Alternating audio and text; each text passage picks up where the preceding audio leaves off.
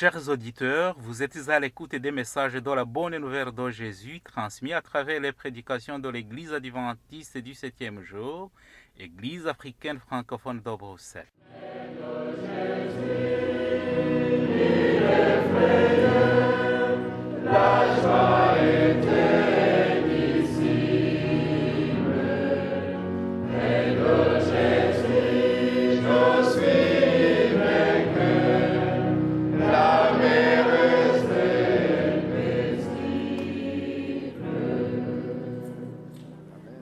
C'est ainsi qu'a commencé la bonne nouvelle de Jésus-Christ, le Fils de Dieu. C'est là ce qui est écrit dans le livre du prophète Ésaïe. J'enverrai mon messager devant toi, il te préparera le chemin. On entend la voix de quelqu'un qui crie dans le désert. Préparez le chemin pour le Seigneur, faites-lui des sentiers droits.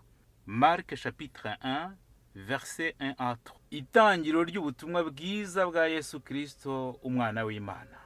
Nk'uko byanditswe n'umuhanuzi Yesaya, ngo nuko ndenda gutuma integuza yanjye mbere yawe, izatunganya inzira yawe. Ijwi ry'urangurira mu butayu, ati nimutunganye inzira z'Uwiteka, mugorore inzira ze. Mariko igice cya mbere, umurongo wa mbere kugeza ku wa 3.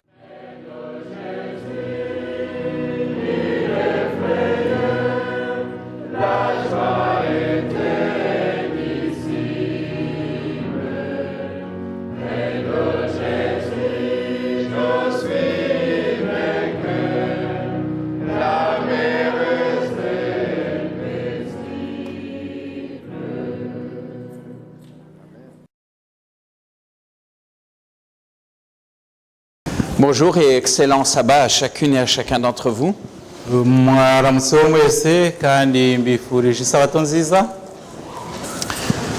Pour notre méditation de ce jour, j'aimerais que nous puissions nous arrêter un petit peu ensemble sur ce que nous formons ensemble.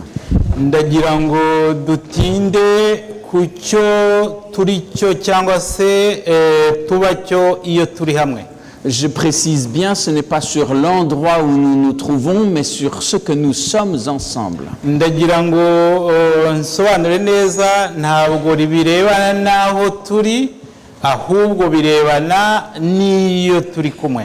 Parfois nous appelons le bâtiment en disant « je vais à l'église ». hari igihe tuvuga ko tugiye ku rusengero ariko dushaka kuvuga aho ryubatse urusengero rwubatse.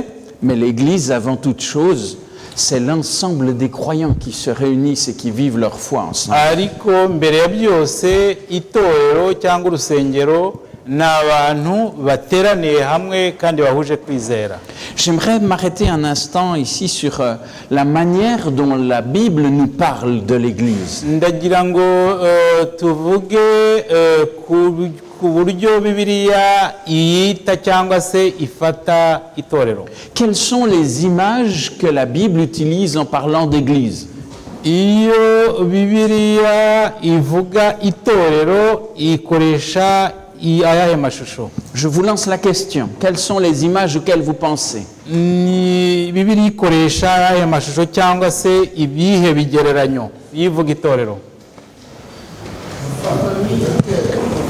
Femme, j'entends. C'est le premier que j'ai entendu. Hein? L'Église en tant que femme, dans les prophéties, on nous parle de la femme.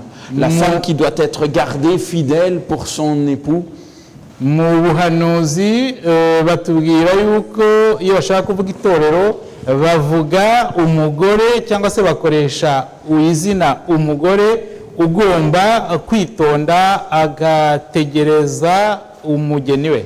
C'est une image qu'on retrouve notamment dans Apocalypse au chapitre 12. Icyo gishushanyo cyangwa icyo kigereranyo tukibona mu byahishuwe igice cya 12. Une autre image que l'on utilise pour parler de l'Église. Indi shusho cyangwa se ubundi busobanuro bakoresha le cœur. Tu as un texte en tête auquel tu penses? Ok. Igihe bavuga yuko aho bavuga yuko umutima wacu ari urusengero rw'Uwiteka cyangwa se rw'Imana. Vous avez pensé à d'autres images encore que celles que j'avais prévues? Ari C'est bien. On construit ensemble. hari muzanye ibindi bitekerezo byawe ntari nagize ariko ni byiza kuko byose birafatanya kugira ngo tubashe gusobanukirwa. Une famille. Nous avons à être ensemble une famille de Dieu. Alors c'est vrai que le concept existe, mais est-ce que tu as un texte auquel tu penses? hari uvuze umuryango nibyo koko iyo duterane hamwe tuba turi umuryango. Il faudrait que je vérifie. Ariko hari aho mbese muri Bibiliya tubona ko itorero ari umuryango? Vas-y. À l'assemblée, effectivement, à l'assemblée de Dieu. On a cette image aussi qui est reprise plusieurs fois, comme quoi nous sommes l'assemblée de Dieu. Nanone iyo bavuga itorero muri Bibiliya hari aho bakoresha iteraniro cyangwa ihuriro ry'Imana. Parfois on utilise le mot peuple. Hari n'ikindi gihe bakoresha ubwoko. On parlait du peuple d'Israël, mais on parle aussi de l'assemblée des croyants comme étant le peuple de Dieu. Si vous vous souvenez d'ailleurs, c'est ce que Pierre disait dans sa première épître au chapitre 2, les versets 9 et 10. Il disait « Vous qui n'étiez pas un peuple et qui maintenant êtes un peuple, vous qui êtes une nation sainte. » Une autre image.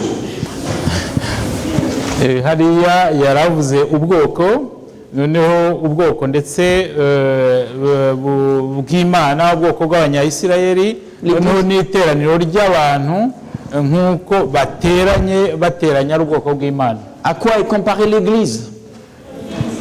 Itorero rigereranwa n'iki? Je l'ai entendu à plusieurs endroits, elle est comparée à un corps. Nanone kandi itorero rigereranwa n'umubiri.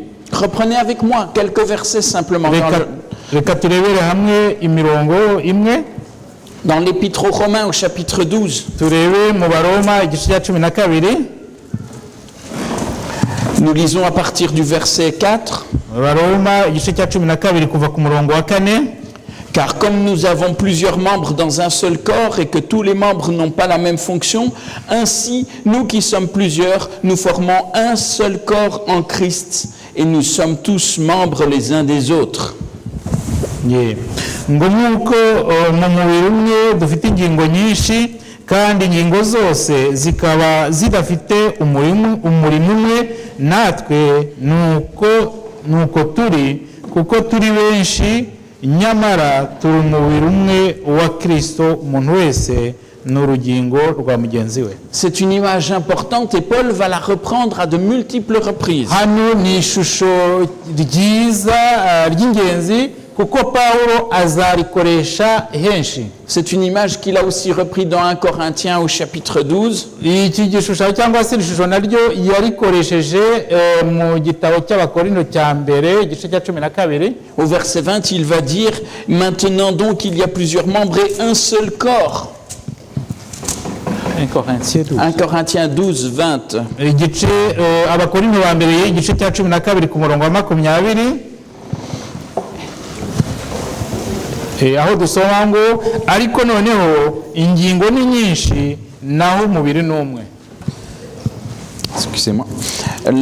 Quand on regarde aussi dans l'épître aux Éphésiens, nanone iyo turebye muri ya rwandiko rw'Abefeso, Paulo yandikiye Abefeso, dans l'épître aux Éphésiens au chapitre 4, mu gice cya 4 cy'Abefeso, nous lisons que nous sommes tous corps du Christ au verset 12. Ku murongo wa 12 dusomamo yuko ku murongo wa 12.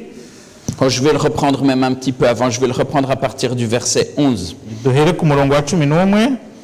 Nous voyons que Dieu, il a donné les uns comme apôtres, les autres comme prophètes, les autres comme évangélistes, les autres comme pasteurs et docteurs, pour le perfectionnement des saints, en vue de l'œuvre du ministère et de l'édification du corps du Christ, jusqu'à ce que nous soyons tous parvenus à l'unité de la foi et à la connaissance du Fils de Dieu, à l'état d'homme fait, à la mesure de la stature parfaite de Christ. Ainsi, nous ne serons plus des enfants flottants, emportés à tout vent de doctrine par la tromperie des hommes, par leur ruse dans les moyens de séduction, mais en professant la vérité dans l'amour, nous croîtrons à tous égards en celui qui est le chef, Christ. Kuva kuri uriya murongo wa 11 tukageza kuri uriya wa 15 uravuga ngo nuko aha bamwe kuba intumwa ze n'abandi kuba abahanuzi n'abandi kuba ababwirizabutumwa bwiza n'abandi kuba abungeri n'abigisha kugira ngo abera batunganirizwe rwose gukora umurimo wo kugabura iby'Imana no gukomeza umubiri wa Kristo kugeza ubwo twese tuzashobora kugira ubumwe bwo kwizera no kumenya umwana w'Imana kandi kugeza ubwo tuzasohora kuba abantu bashyitse bageze ku rugero rushyitse rw'igihagararo cya Kristo kugira ngo tutakomeza kuba abana duteraganywa n'umuyaga cyangwa tujyanwa hirya no hino n'imiyaga yose n'imyigishirize n'uburiganya bw'abantu n'ubwenge bubi n'uburyo bwinshi bwo kutuyobya ahubwo tuvuge ukuri turi mu rukundo dukurire muri we muri byose uwo ni we mutwe ari wo Kristo. Intéressant de voir que nous ne devons plus être emportés par n'importe quelles idées qui passent. Ni byiza kuko biratugaragariza ukuntu tutagomba gutwarwa n'inyigisho cyangwa se ibitekerezo bibonetse byose. Mais professer la vérité dans l'amour. Ariko duhamye ukuri kandi tuguhamirize mu kuri. Si nous professons cette vérité dans l'amour, nous grandissons dans le Christ qui est le chef de l'Église. Niba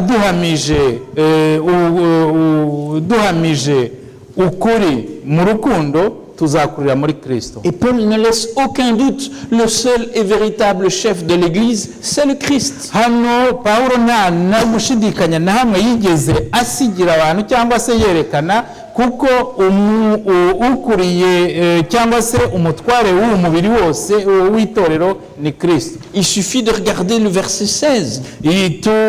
Turabibona iyo dusomye uriya murongo wa 16. On parle du Christ et on dit c'est de lui et grâce à tous les liens de son assistance que tout le corps, bien coordonné et formant un solide assemblage, tire son accroissement selon la force qui convient à chacune de ses parties et s'édifie lui-même dans l'amour. Nk'uko tubona bavuga hariya ni Kristo bavuga ngo kuri uwo niho umubiri wose uteranywa neza ugafatanywa n'uko ingingo zose zigirirana n'uko igice cyose kigakora umurimo wacyo icyagenewe. Muri Kristo niho umubiri gukura kwawo kugira ngo ukurizwe mu rukundo. Déjà au début de cette même épître, dans le premier chapitre, hariya mu ntangiriro z'uru rwandiko rwa Paulo yandikiye Abefeso mu gice cya mbere, Paul expliquait que Dieu a voulu l'Église. Hano Paulo yasobanuye ko Imana ariyo yashyizeho itorero cyangwa yashatse itorero. Et déjà il insistait sur le fait que cette Église devait être un corps avec comme seule tête le Christ lui-même. Yavuga ko itorero ryagombye kuba umubiri nk'uko Kristo nawe ubwe ari. Quand on regarde dans le premier chapitre les versets 22 et 23,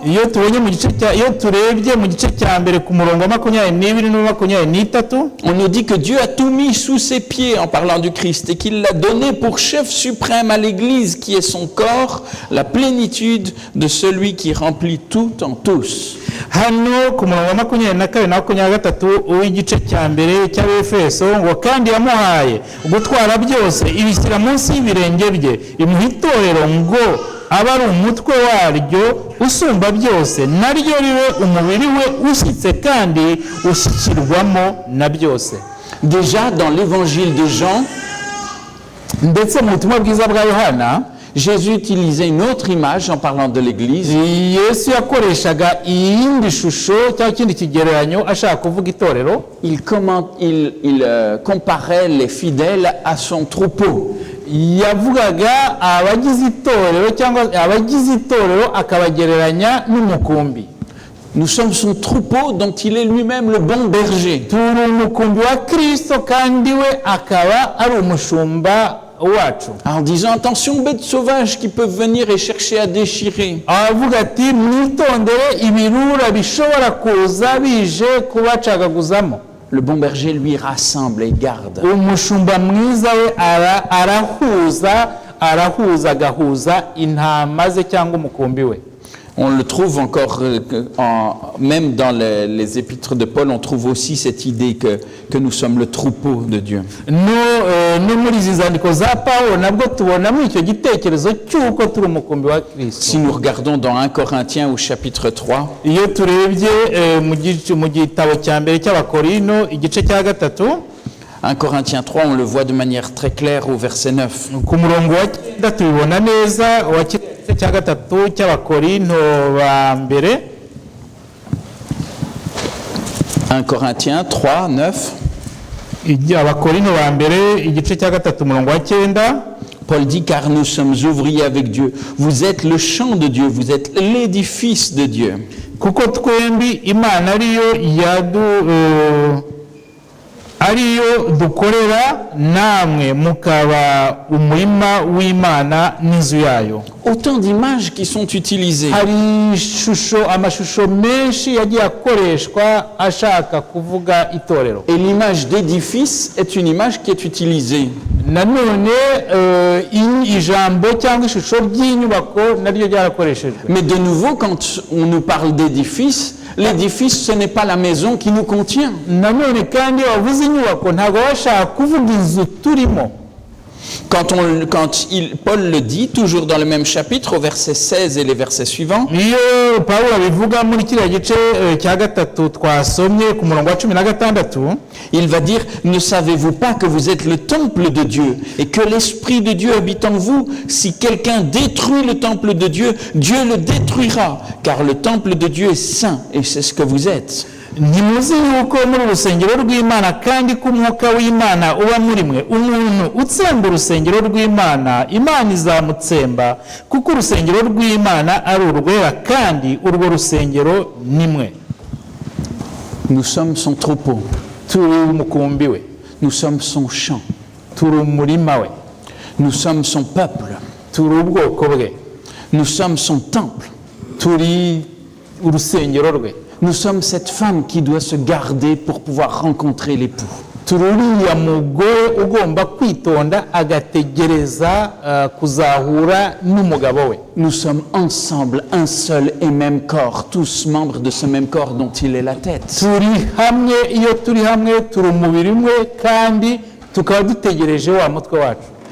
Est-ce que vous croyez que si Dieu a pris tant de peine pour nous décrire ce qu'est l'Église, c'est parce qu'elle ne lui tient pas à cœur? ese muribwira yuko Imana yarafashe igihe n'ayo magambo yose kugira ngo asobanure icy'itorero icyo ari cyo, muribwira ko yapfuye kubikora gusa cyangwa ititaye ku itorero? Dieu a soin de son Église. Imana yita ku itorero ryayo. Il se préoccupe d'elle. Irayihangayikishije. Si vous vous souvenez ce qu'on va dire d'ailleurs de l'Église dans l'image de la femme de Apocalypse 12, on va dire que Dieu lui a préparé un lieu au désert pour pouvoir la sauvegarder. Niba mwibuka iby'Imana yavuze ivuga itorero irishushanya n'uriya mugore mu byahishuwe, uvuga ko yafashe uriya mugore ikamujyana mu butayu kugira ngo arindirweyo.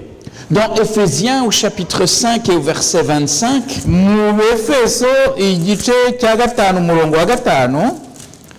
c'est un texte que l'on utilise habituellement pour parler d'autre chose.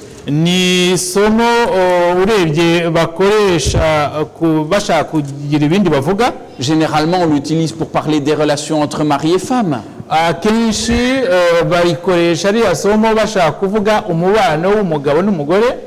Mais quand on regarde au chapitre 5 et au verset 25, on nous dit, Marie, que chacun aime sa femme comme Christ a aimé l'Église et s'est livré lui-même pour elle.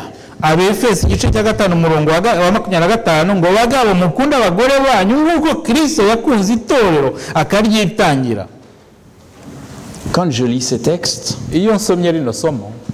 je me dis quand même que l'Église tient à cœur de Dieu. Imana yita cyane cyangwa yitaye cyane ku itorero. Ce corps que nous formons ensemble, uriya mubiri dukoze twese cyangwa duhuriyemo twese, ça compte aux yeux de Dieu. Ufite agaciro mu maso y'Imana. À tel point que la mise en garde était forte dans 1 Corinthiens 3, quand nous l'avons lu. Ku buryo ndetse bituma Imana yitwihanangiriza mu Bakorinto ba mbere igice cya 3. L'apôtre Paul disait, nous sommes le temple de Dieu, prenez garde, s'il y en a un qui veut détruire ce temple, Dieu le détruira. Aravuga ati mumenye mwitonde muri itorero cyangwa se mu rusengero rw'Imana usenya urusengero rw'Imana, Imana izamusenya. Ne nous abusons pas nous-mêmes. Ntitwihemukire cyangwa se ngo twipfushe ubusa. Mais soyons conscients de la manière dont nous travaillons et dont nous formons cette église ensemble. Ahubwo dutekereze mu buryo dukoze kandi dukorera iri torero turi hamwe twese. Nous avons besoin de faire attention à la manière dont notre cœur fonctionne. Tugomba kwitonda tugasuzuma uburyo umutima wacu ukora. Pour être certain que nous sommes gardés dans des sentiments et dans une manière de fonctionner qui honore notre Dieu. Kugira ngo tumenye uko dukora cyangwa se n'amarangamutima yacu yose n'imikorere yacu tumenye yiba bigenda mu bushake bw'Imana cyangwa uko Imana ishaka ko tuba. Dieu sait très bien que la menace pour l'Église, elle est constante. Imana izi neza yuko ibihiga cyangwa ibishaka guhungabanya itorero biriho kandi bihoraho. Si Dieu accorde de l'importance à l'Église, Imana iha agaciro itorero, c'est parce qu'il a voulu l'associer à la mission de salut pour les hommes. Nuko yashatse kuriha cyangwa se kurishyira mu mugambi wo gukiza abantu cyangwa agakiza k'abantu. Et si nous remplissons cette mission pour le salut des hommes, niba tubashe kugera kuri iyo nshingano, gukora iyo nshingano yo gukiza abantu, automatiquement cela fait que nous avons un ennemi. Bizahita bituma cyangwa se bitubyukiriza umwanzi. Est-ce que vous pensez que Satan va regarder l'église en disant tiens c'est drôle, ils ont fait une église, ça a l'air de bien marcher? Muribwira ko Satani iyo abonye itorero rivutse cyangwa ririho, muribwira ko avuga ngo nibyo ngo itorero ni ryiza ngo bubatse itorero cyangwa bashinze itorero. Superbe, ils sont unis, ils sont en train de faire ce que Dieu leur demande. Ben ça marche bien leur truc. Ntabwo ashobora kwishimira yuko abantu bari mu itorero bari gukora iby'Imana ishaka, ntabwo ashobora kubyishimira. Sommes-nous innocents au point de croire qu'il ne tentera rien pour abîmer l'œuvre de Dieu? Dushobora kwibeshya tukibwira yuko ibyo turimo cyangwa se Satani atarimo ashaka gusenya igikorwa cy'Imana. Déjà Paul, à son époque, dira dans sa deuxième épître aux Corinthiens au chapitre 12, ndetse mu gice cya kabiri nako mu Bakorinto ba kabiri igice cya 12 Pawulo azabivuga muri kiriya gihe cye.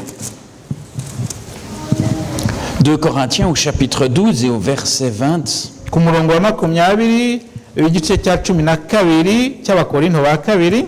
Il parle et il écrit à une église, hein, attention. Ahangaha yabwiraga yandikiraga kandi abwira itorero. Car je crains de ne pas vous trouver à mon arrivée tel que je voudrais et d'être moi-même trouvé par vous tel que vous ne voudriez pas. Je crains de trouver des querelles, de la jalousie, des animosités, des rivalités, des médisances, des calomnies, de l'orgueil et des troubles. Hariya ku murongo wa 20 wa kiriya gice cya 12 avuga ngo kuko ntinya yuko ubwo nzaza ahari nzasanga mumeze uko ntashaka nanjye mugasanga meze uko mudashaka, kandi ndatinya yuko ahari hazabaho intonganya n'isari n'umujinya no kwirema ibice no gusebanya no kunegurirana no kuneguranira mu byongorerano no kwihimbariza ubusa no kuvurungana. Vous voyez le tableau, hein? Belle description de l'église. murabona biriya bintu ari kuvuga ku itorero. Je crains de trouver dans l'église des médisances, des calomnies, des rivalités, des jalousies, des animosités superbes. Ati ndatinya ko niza nzasanga mu itorero kwivangura kwirema ibice kunegurana cyangwa kunegurirana ubugome ibintu nk'ibyo. Il va même dire, je crains que je n'aie à pleurer. Azajya avuga yuko ashobora kurira. Parce qu'effectivement, l'état de l'Église n'est pas toujours ce qu'il pourrait espérer ou ce que Dieu pourrait en attendre. Kuko uko itorero ari rimeze cyangwa biba mu itorero bitari buri gihe ibyagombaga kuba yihari cyangwa se iby'Imana iritegerejeho. Et ça, c'est ce qu'il écrit dans sa deuxième épître. Nibyo Pawulo yandikaga muri runo rwandiko rwe rwa kabiri. Pourtant, depuis le début de sa première épître, il les a mis en garde à ce niveau-là. Kandi kuva mu ntangiriro abandikira runo rwandiko rwa mbere yabahuguriye kwitonda cyangwa se kuba maso. Dans 1 Corinthiens au chapitre 1 et au verset 10, hariya mu Bakorinto ba mbere igice cya mbere umurongo wa 10, il va leur dire, je vous exhorte, frères, par le nom de notre Seigneur Jésus-Christ, à tenir tous un même langage, à ne pas avoir de division parmi vous, mais d'être parfaitement unis dans un même esprit et dans un même sentiment.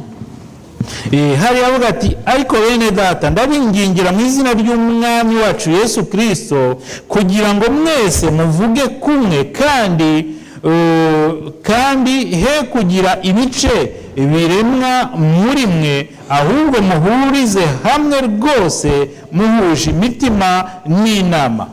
Pourquoi? Parce qu'il dit, j'ai appris qu'il y a parmi vous des rivalités. Il y en a qui disent, moi je suis d'un tel, moi je suis de tel autre. Kubera ko yari yarumvise ko hari abavuga ngo harimo ibice kandi harimo mbese kumarana bavuga ngo bamwe genda uyu ndu wa kanaka ndu wa kanaka ndu uyu ndu uriya. Et c'est pour ça qu'il a dit, mais un tel ou un tel, peu importe, c'est Christ qui compte, c'est lui qui est la tête de l'Église. uriya cyangwa uriya ntacyo bivuze, ugize icyo avuze muri byose ni Yesu Kristo. Et Paul est inquiet. Parce que cette manière de fonctionner ne relève pas de la volonté de Dieu.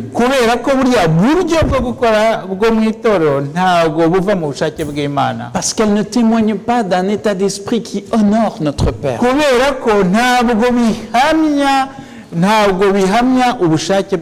Parce qu'il sait la volonté de Dieu qui a été révélée par Jésus-Christ.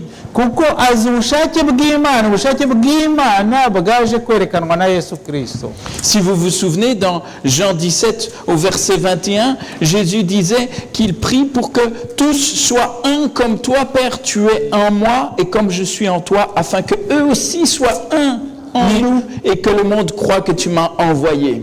Niba mwibuka ari amagambo Yesu yavuze avuga ku bumwe kugira ngo abigishwa be babumwe nkuko nawe ari umwe na se kandi ko nabo bagomba kubumwe nkuko tubona muri Yohana igice cya 17. Le fait que nous puissions travailler ensemble et en unité, aussi différents que nous soyons, est quelque chose qui témoigne de l'unité que nous avons avec notre Père. Nubwo dutandukanye ariko dushobore gukorera hamwe dushyize hamwe tunze ubumwe bigaragaza yuko turi kwerekana umuco w'Imana data wa twese. Et je vous ai dit, nous sommes comparés à l'édifice de Dieu que Dieu veut élever sur le Christ, la pierre angulaire. Kandi nababwiye yuko tugereranwa inyubako y'Imana yubatse kuri Kristo. Je vais demander à la technique s'ils peuvent passer une petite vidéo pour vous. Ndagira ngo badushyireho ishusho hariya amashusho hariya, s'il vous plaît, qui ne vaut pas la peine.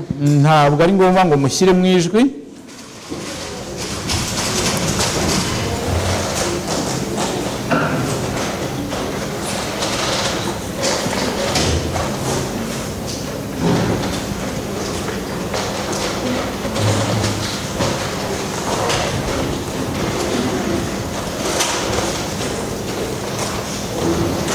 A l'air d'avoir du mal à se lancer. Ah, voilà. C'est une vidéo d'un record du monde qui a été établi. Si vous voyez ici,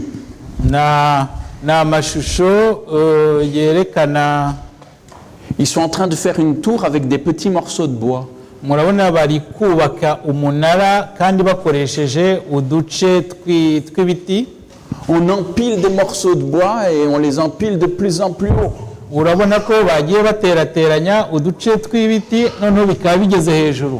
Une magnifique tour immense. murabona ko ari umunara munini cyane kandi muremure. Ils ont réussi à faire un record du monde. urabona yuko umunara bubatse utarigeze uba ari wo wa mbere ureshya kandi ungana kuriya ku isi. Ils ont empilé ces petits morceaux de bois, ils ont fait une tour qui, je pense, faisait plus de 18 mètres de haut. murabona bagiye bafatanya turiya duce tw'imbaho baraduteranya bakora umunara ufite uburebure mu majya wo kujya hejuru ubutunguruke bwa metero 18. Ça a été passé à l'accéléré. murabona ko byihuse cyane. Vous imaginez bien que faire une telle tour, ça prend du temps. murabona yuko nubwo tubona ko byihuse bikaba byuzuye ariko kugira ngo babashe kubaka uriya munara byafashe igihe kirekire. Et il est important qu'elle soit bien construite, qu'on ne mette pas les pièces n'importe comment. kandi byari ingenzi ko bawubaka neza ntago bagomba gushyiraho ziriya mbaho uburyo bubonetse bwose. Et là, il y avait même une représentante qui est venue pour bien leur dire qu'ils avaient effectivement obtenu le record du monde. ndetse hariya hari uwaje aje kubabwira yuko ibyo bakoze ari bibaye ari byo bya mbere ku isi yose bibayeho bwa mbere ku isi yose. Il n'y a aucune colle, il n'y a pas de clou, il n'y a pas de vis. nta musumari nta bugeni bakoresheje kugira ngo bafatanye biriya. Ils sont juste posés en équilibre. bagenda babigerekeranya nta kindi kintu bakoresheje kibifatanya. Regardez, après ils viennent et ils retirent certains bâtons. noneho baraje bari kugenda bakuraho utubaho tumwe na tumwe. On va venir et on retire. baraza bari kugenda bakuraho kamwe kamwe. Au début, ça ne fait pas grand-chose. iyo batangiye gukuraho kamwe kamwe ubona nta kintu bivuze. On a l'impression qu'il n'y a pas de problème. wagira ngo nta kibazo buri buze gutera. Mais petit à petit, quand on en retire, ça commence à faire du ariko dégât. buhoro uko bagenda bakuraho akabaho agace k'akabaho biragenda birushaho gusenyuka. Jusqu'au moment où on retire finalement le bâton qui est le bâton de trop et l'ensemble de la tour s'effondre. kugeza igihe noneho bakuyeho urubaho rwari rusigaye cyangwa byari bishingiyeho noneho uriya munara wose uhita ugwa urasenyuka. Jésus nous a mis en garde contre cela. yesu yaratwihanangirije kugira ngo bitazaba nka kuriya. Il disait déjà qu'une maison ne peut subsister si elle est divisée contre elle-même. yavuze yuko inyubako idashobora kubaho cyangwa kuramba igihe ubwayo irimo yicagaguranamo cyangwa se yitandukanya. Et toujours nous avons été mis en garde contre ce qui pouvait blesser et démolir l'Église qui ne nous appartient pas mais qui appartient au Seigneur. twarihanangiriwe ko tugomba kwirinda ikintu cyose cyatuma itorero risenyuka kuko iryo torero atari iryacu. Aussi aujourd'hui, j'aimerais aussi partager un sujet d'inquiétude pour l'Église. muri uyu munsi ndagira ngo mbabwire ikintu gihangayikishije itorero. Parce que nous sommes à une ère où la communication va très rapidement. kubera ko turi mu gihe aho amakuru yihuta cyane. Où toute communication passe à toute vitesse.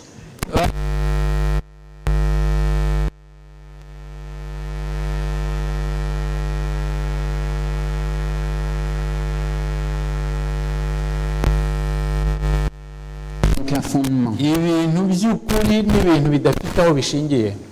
Comment nous gérons notre communication au sein de l'Église? twebwe amakuru tuzengwe dukwirakwiza hano mu itorero tuyakwirakwiza gute cyangwa se tubicunga gute? Quelle est notre manière de faire dans l'Église? Est-ce que nous sommes parmi ceux qui posent des pièces ou est-ce que nous sommes parmi ceux qui vont retirer ou fragiliser? uburyo bwacu bwo gukora hano mu itorero ni ubuhe? mbese ni uburyo bwo kubaka tugenda dushyiraho urubaho ku rundi cyangwa ni uburyo dukuraho ku buryo mbese tujegajeza inyubako cyangwa se ibiriho. Regardez ce que Paul dit aussi dans l'Épître aux Romains au chapitre 12. Reka turebe nanone ibyo Pawulo avuga mu Baroma, muri rwandiko rw'Abaroma igice cya 12. À partir du verset 14, nous lisons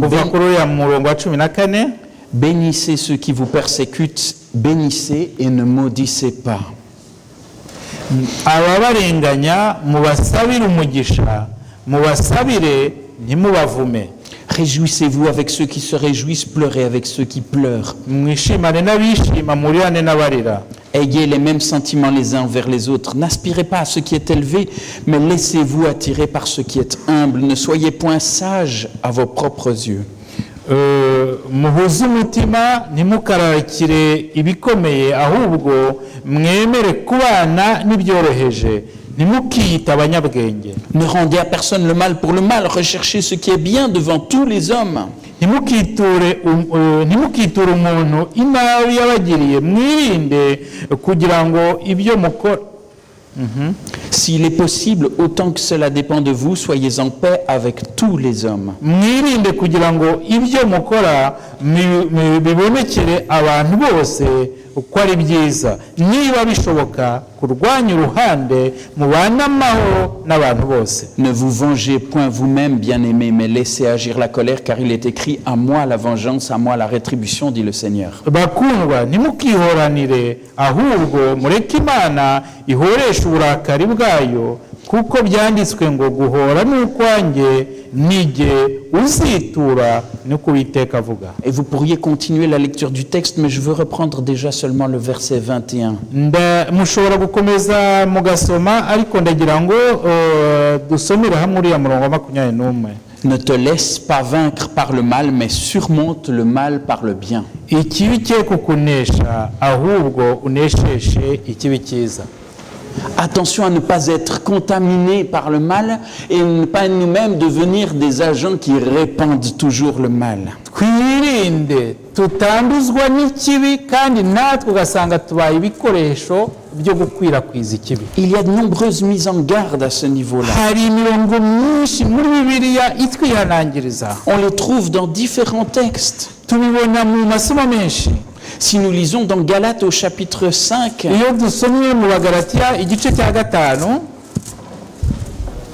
regardez ce que Paul dit, il est assez clair. Galates 5, verset 15. Et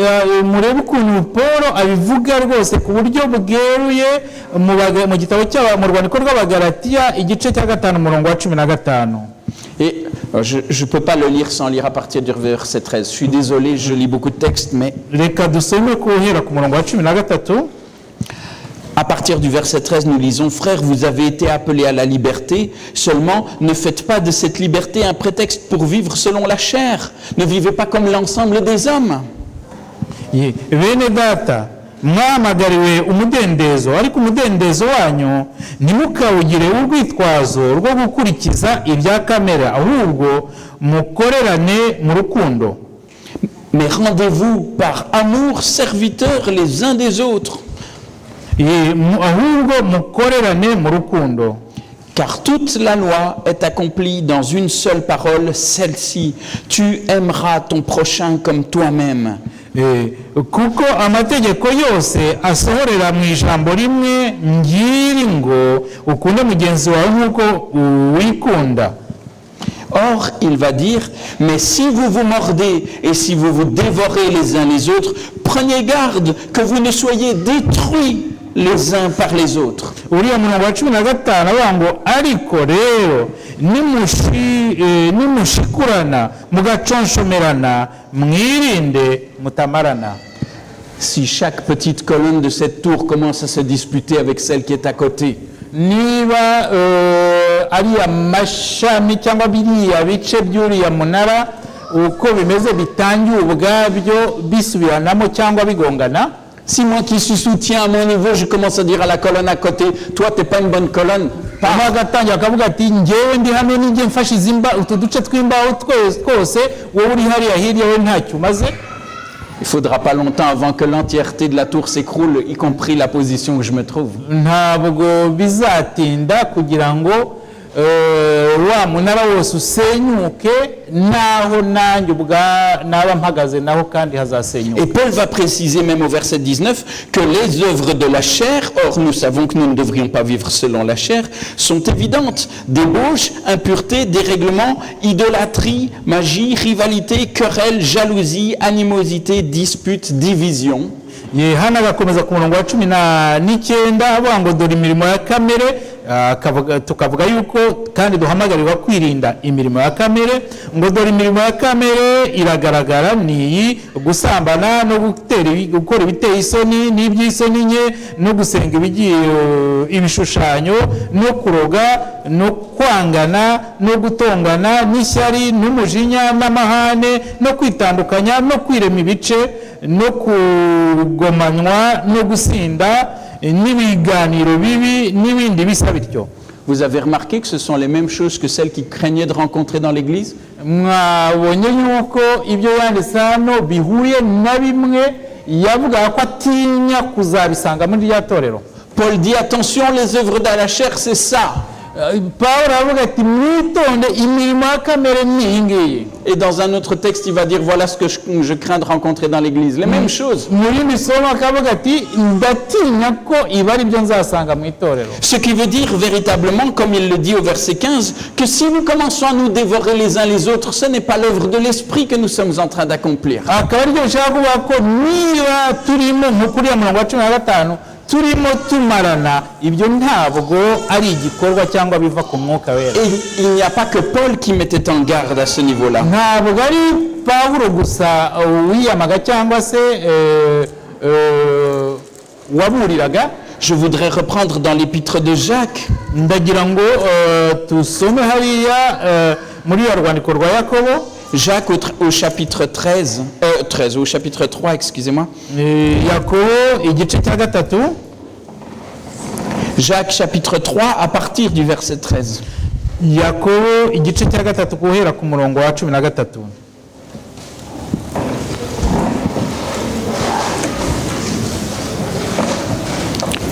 Regardez bien ce qu'il va dire. Lequel d'entre vous est sage et intelligent? Qu'il montre ses œuvres par une bonne conduite avec la douceur de la sagesse.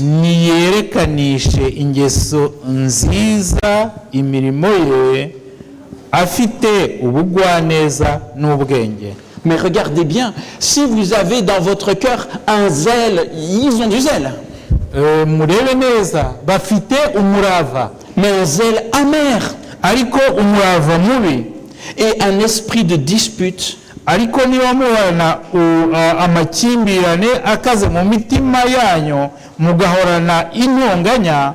Ne vous glorifiez pas et ne mentez pas contre la vérité.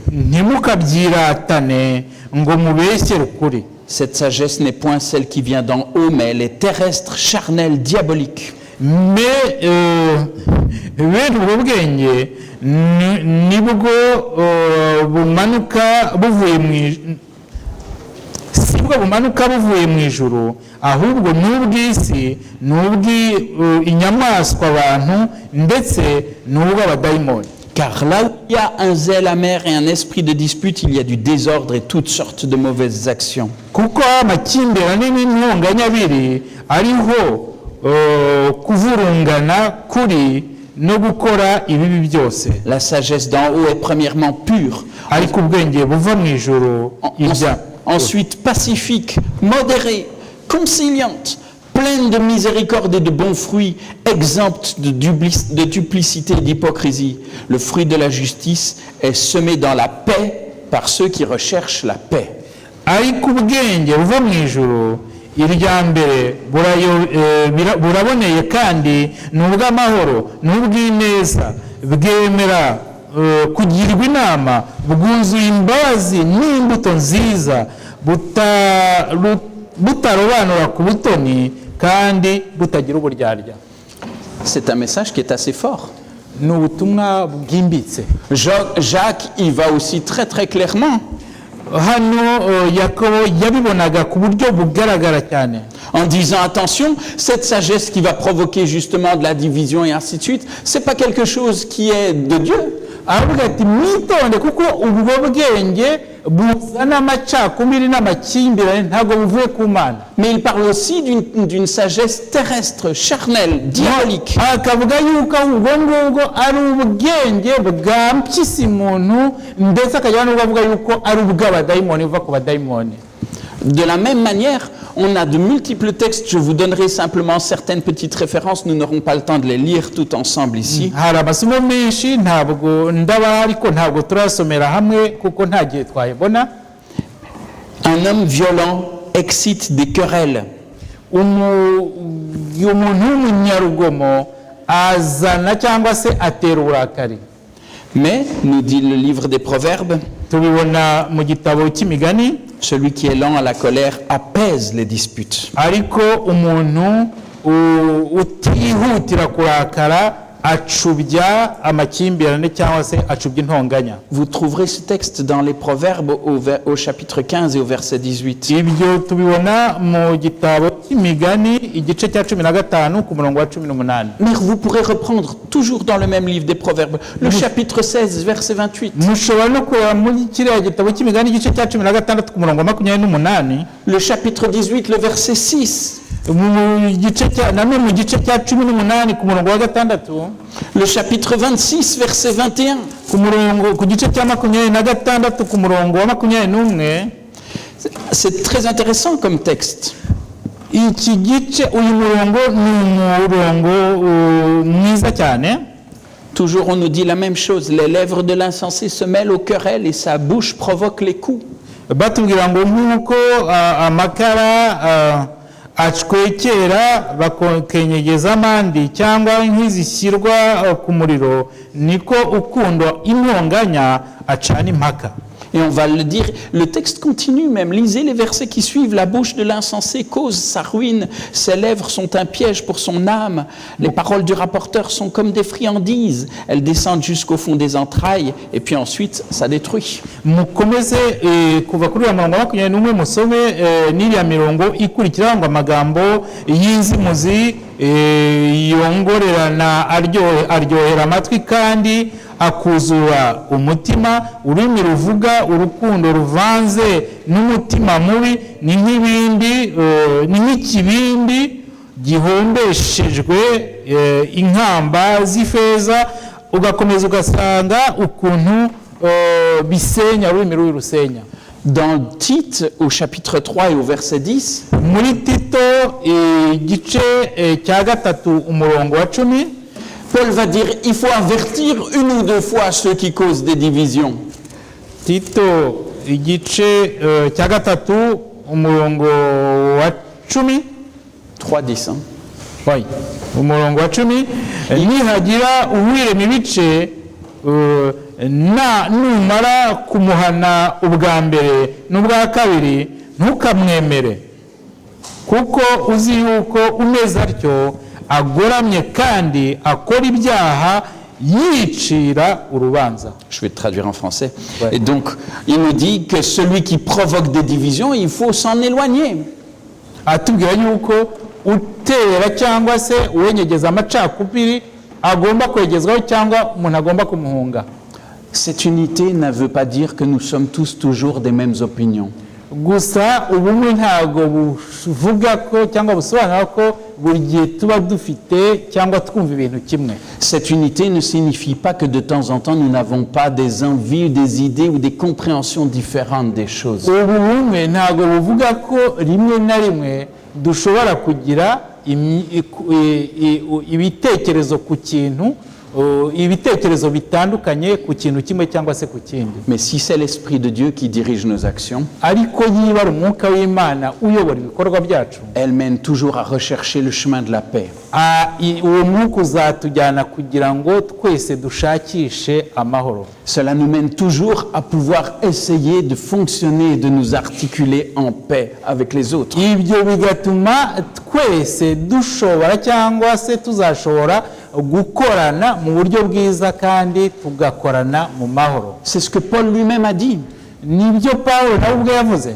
Essaye, tant que ça dépend de toi, autant que c'est possible, essaye d'être en paix avec tout le monde. Igihe cyose bigukomokaho cyangwa biva kuri wowe ushake ukubana amahoro n'abantu bose. Nous ne pouvons pas être responsables de la manière d'agir, de penser, de parler de chacun. Ntabwo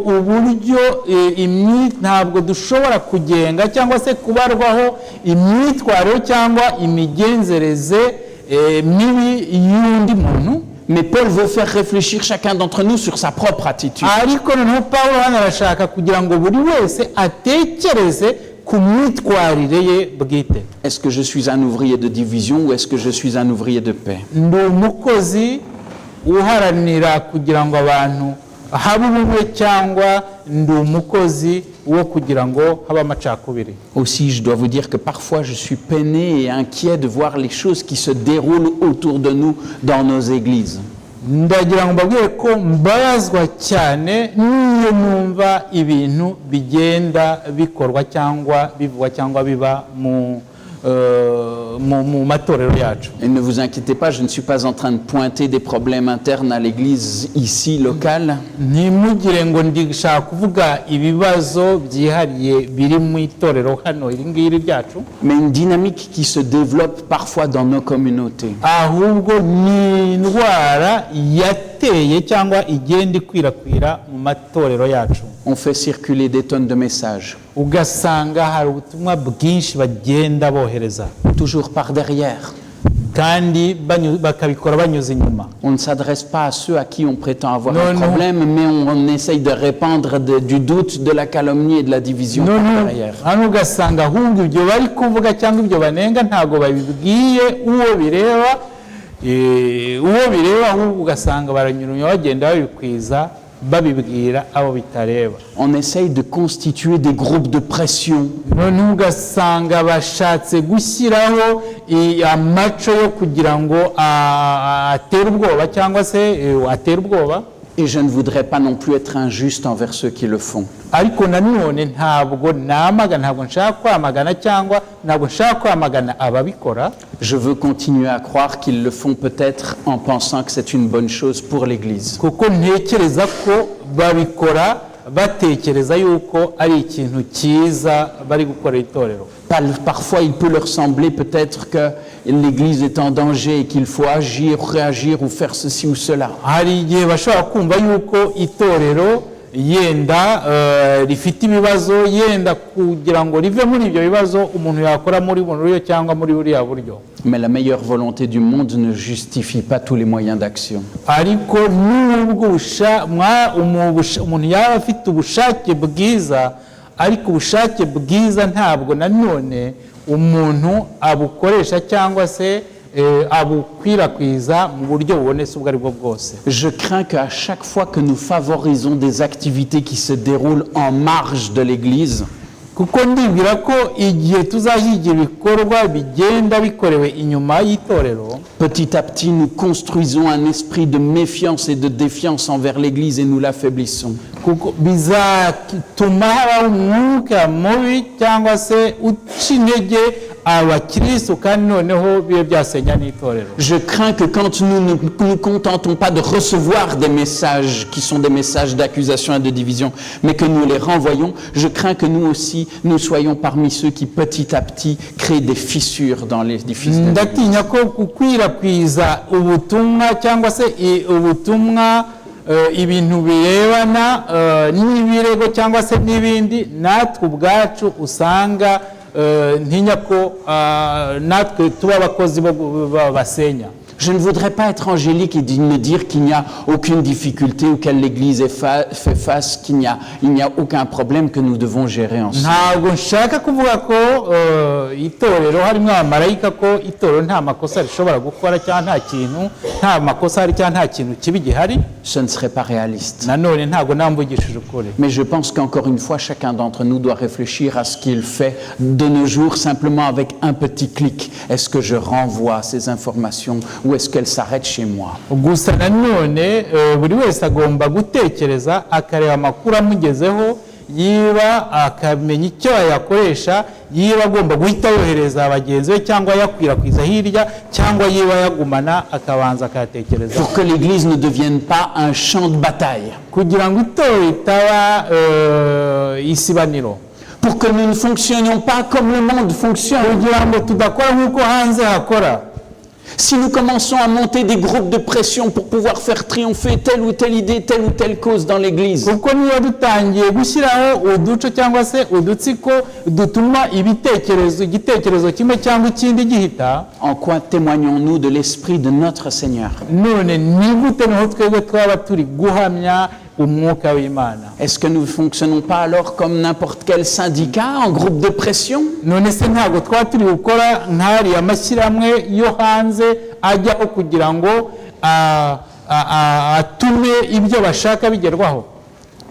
Je pense que chacun de nous est responsable aussi de ses actions et de son attitude face à cela. ndibwira ko buri wese muri twe arebwa cyangwa se ibikorwa bye bimureba kandi agomba kubisubiza. Nous ne sommes pas responsables de tout ce que nous pouvons recevoir dans nos emails, dans nos messages. ntabwo ibyo tubona, ntabwo twabazwa ibituzi byo batwohereje mu makuru cyangwa se mu makuru cyangwa mu buryo bunyuranye batwohereza nk'amakuru. Mais nous sommes tous responsables de ce que nous choisissons de relayer et de renvoyer. ahubwo twebwe ibitureba cyangwa se ibyo tubazwa cyangwa ibyo tuzabazwa n'ibyo twohereza cyangwa se twebwe tugenda dukwirakwiza. Le fruit de la justice est semé dans la paix par ceux qui recherchent la paix.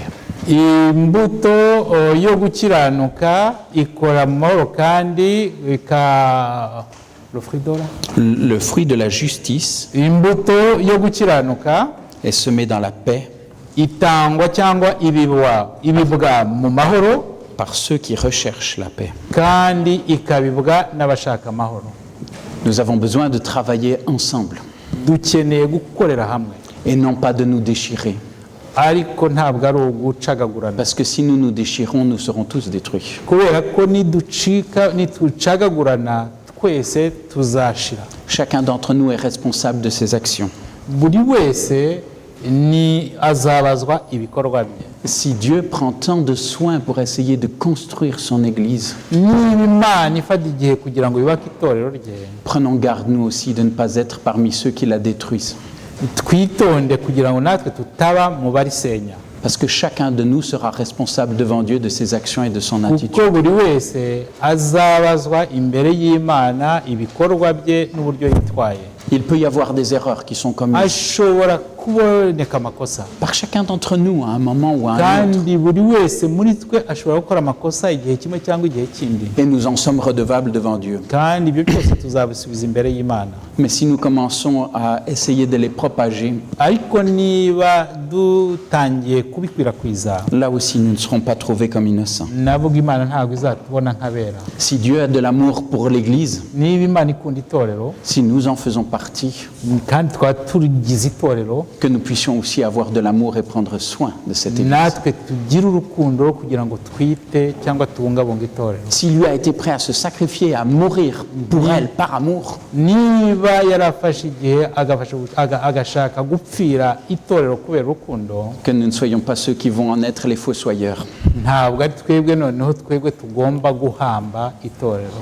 Parfois on peut se dire c'est pas grave, c'est juste pour pouvoir résoudre un petit problème. hari igihe umuntu ashobora kuvuga ati no ntabwo biremeye, ntacyo bitwaye, ni ukugira ngo ikibazo runaka gikemuke. Mais l'état d'esprit que nous allons développer, la manière de fonctionner que nous allons développer dans l'Église, ariko uburyo bwo gukora noneho tuzinjiza kandi tugakwirakwiza mu itorero elle demeurera et elle continuera pour tous les autres sujets. Pour notre buzagumaho fonctionnement. kandi bukwirakwiye ndetse usange bubangamira n'ibindi bikorwa. Si parce que nous jugeons pour un sujet que nous pouvons agir par force, niba hari ikintu tubona ko tugomba kurwanya cyangwa guhagurukira tukacyamagana n'ingufu, nous semons une manière d'agir et de fonctionner dans l'Église qui se retournera aussi contre nous dans des tas d'autres situations. hari uburyo tuzakoresha n'ubundi mu buryo bumwe cyangwa mu bundi hari igihe bizatugarukira. Nous avons besoin d'apprendre à marcher ensemble d'un même pas.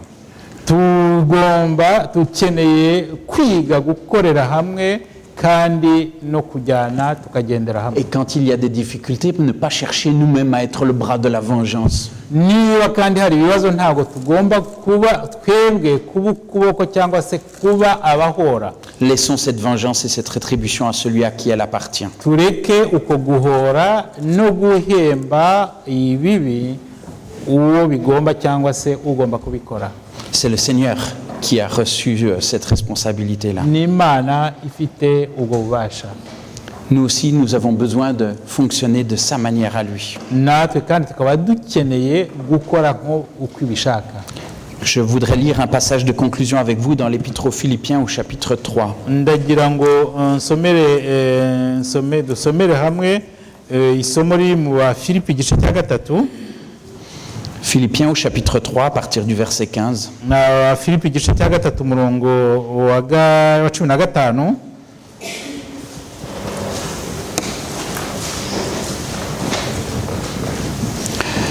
Nous donc, qui sommes des hommes faits, ayons cette même pensée. Et si vous êtes en quelque point d'un autre avis, Dieu vous éclairera aussi là-dessus.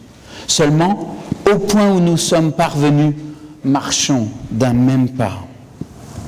Nuko rero mwabatoranyirijwe mwese uko mungana mwe namwe muba ariko muhuza uwo mutima, kandi niba hariho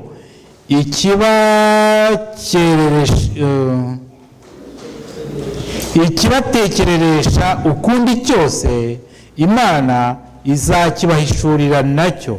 Ariko rero ukuri dusohoyemo aba ariko dukurikiza. Il peut y avoir des différences de manière de voir.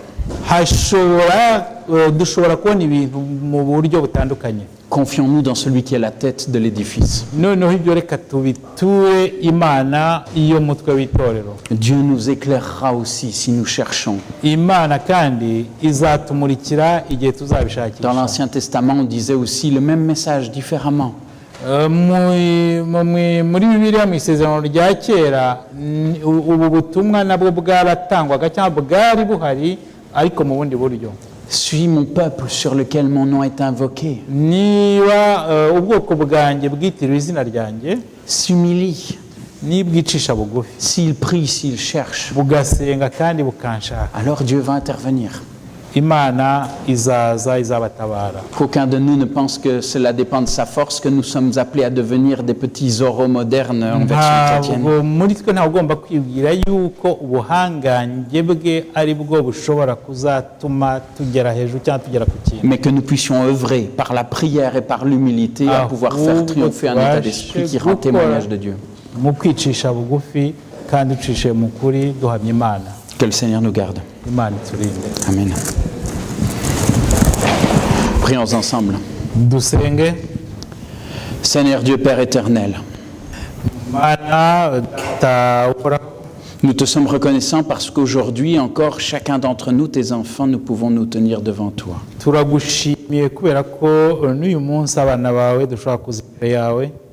Nous sommes présents devant toi non pas parce que nous valons mieux que les autres, mais parce que toi qui es digne, toi tu nous as appelés. Seigneur, merci pour ta grâce. Merci parce que tu nous reçois toutes et tous. Merci parce que tu veux utiliser et rendre utile chacun d'entre nous dans l'édifice que tu construis pour ta gloire.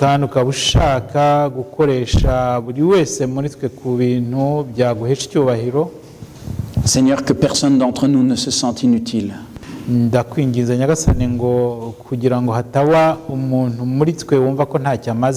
Mais que chacun, là où nous sommes placés, nous puissions être source de soutien.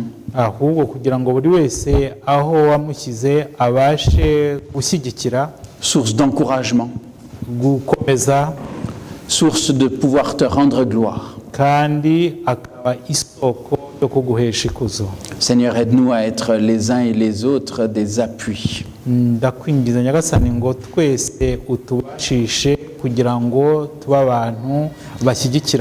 C'est vrai, Seigneur, nous voyons notre Église parfois prise dans une tourmente qui peut être forte. ibyo itorero nyagasani ko ubona ko gushidikanya kugenda kubaho. Et je te prie pour que tu puisses le garder notre cœur à chacun et chacune d'entre nous. Ndagusaba kugira ngo buri wese muri twe umurindire umutima. Que tu puisses nous aider à ne pas être contaminés et gagnés par une manière de faire qui est de la chair et du monde. Kandi kugira ngo tutanduzwa nyagasani n'uburyo bwo gukora uburyo bw'isi. Mais que tu puisses nous aider à chercher ensemble des solutions. Kandi nyagasani udufashe kugira ngo tubashe gushyira hamwe mu gushaka ibisubizo. Et que plutôt que de nous plaindre de ce qui ne fonctionne pas,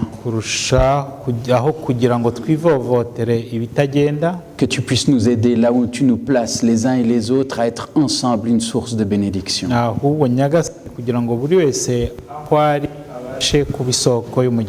Merci Seigneur parce que tu as offert des dons et tu as promis que tu confierais des dons à chacune et chacun de ceux qui sont devant toi. Bénis ton Église, Seigneur. Et fais que nous puissions nous aussi être source de bénédiction en son sein. Garde-nous tous, c'est ce que nous te demandons. Amen.